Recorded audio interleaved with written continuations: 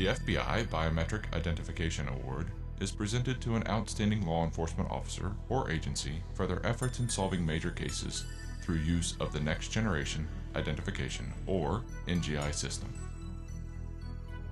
The 2015 Biometric Identification Award is presented to Investigator Melvin O. Grover III of the Norfolk Police Department. On August 28th of 2008, I was assigned to the Special Crimes Unit. While I was there, we got a call for a woman who was raped dead inside of her house. She was lying in bed asleep. Somebody woke her up. A man, she couldn't really describe him. While he was inside, he tied her up with an electrical cord from an iron and some other items that he found inside the house. Once he did that, he raped her and then stole several items from the house. He then left. A short time later, she was able to get herself out of bed, went to the bathroom, locked herself in there, and that's when she called 911. Did a canvass door to door for the neighbors that were there, and unfortunately, we weren't able to come up with anything. There were no viable leads, and nobody saw anything, nobody heard anything, and there was nothing to actually point us to who may have done this. The point of entry in the bedroom, which was being used as a computer room, there was a closet door. It was open. That was an area of interest. I conducted a latent fingerprint exam for that door and was able to recover a latent fingerprint from the inside of the edge of the door. In the bedroom where the assault occurred, there was an iron with a cord, was still tied in like a loop knot.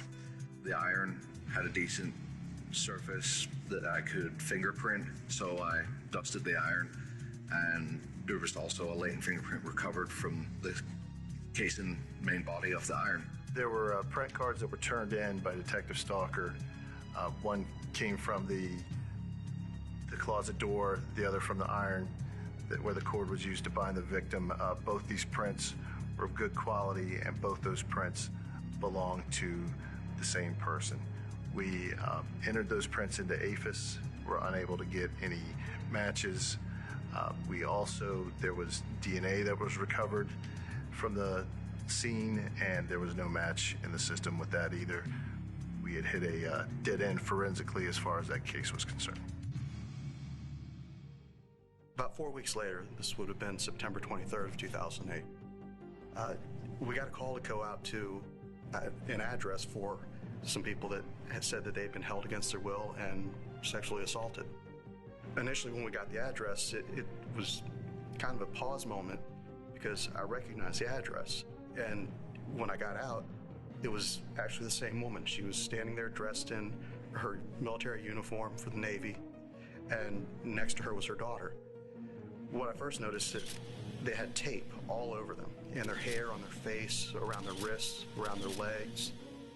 And it was almost a surreal moment where you walk up and you see the exact same scene, the exact same person, and realize that the same person had been victimized in their same home, within a month. Said that she had just picked her daughter up from school, and they'd stopped, they'd got something to eat, they'd come home. Once they came home, there was a man inside the house. He threatened them. He ended up tying them up and taping them. He carried the mother upstairs to the second bedroom while he forced the daughter to walk in front. Once they were upstairs, they went into the daughter's room.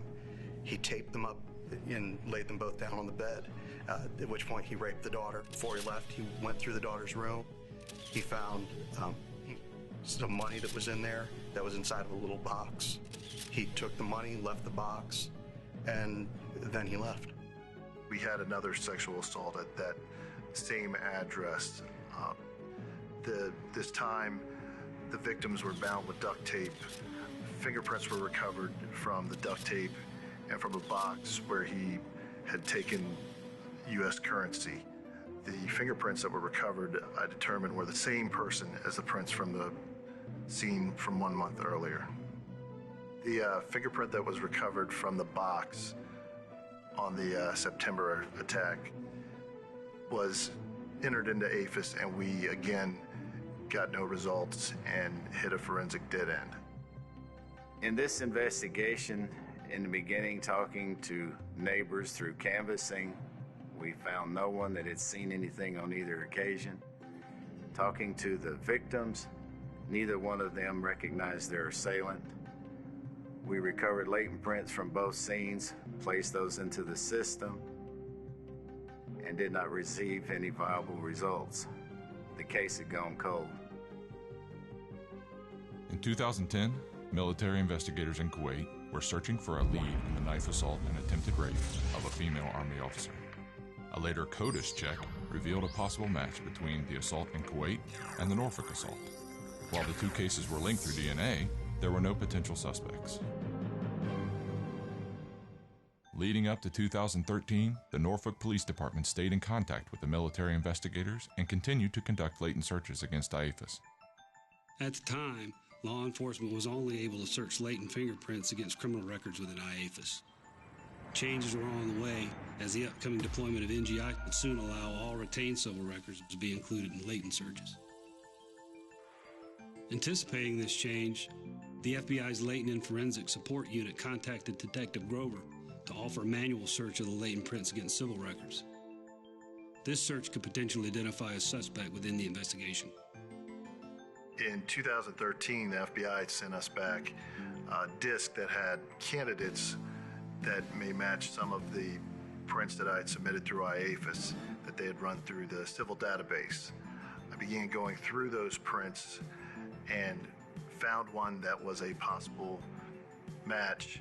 We were elated when I first saw on the screen.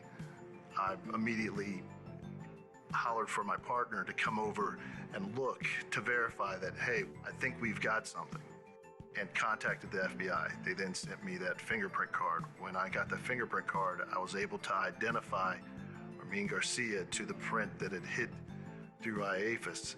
I then started looking at the other prints and determined that not only had the print from the closet door been his, but also from the iron that had been used to bind the victim. And then I began looking at the other scene and also found it was his print that was on the duct tape and on the box that had money taken out of it.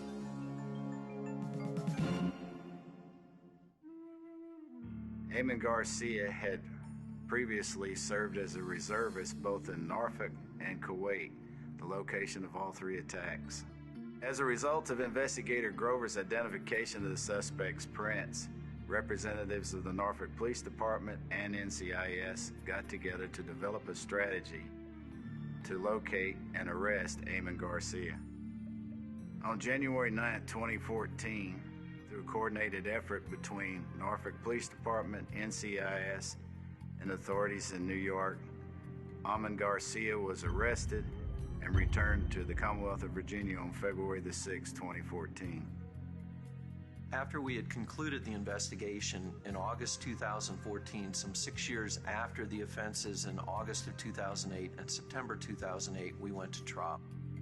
The defense hotly contested both the witness testimony and the forensic evidence in this case. However, based upon the latent fingerprint work of Detective Grover, the court did convict Armin Garcia of statutory burglary with intent to commit a sexual assault, rape, and grand larceny for the August 2008 offenses. In a similar fashion, the court convicted the defendant of statutory burglary with intent, abduction with intent to defile, and robbery for the September 2008 offenses. Once Armin Garcia was convicted, the court conducted a full sentencing hearing. And at the conclusion of the hearing, the court sentenced Mr. Garcia to serve a sentence of life plus 30 years in prison.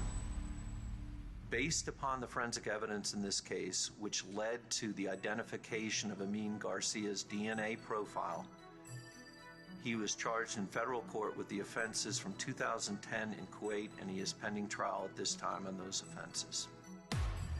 NGI not only provides greater latent search accuracy, it also allows for searches of civil records and the ability to search latent palm prints against a national palm print system.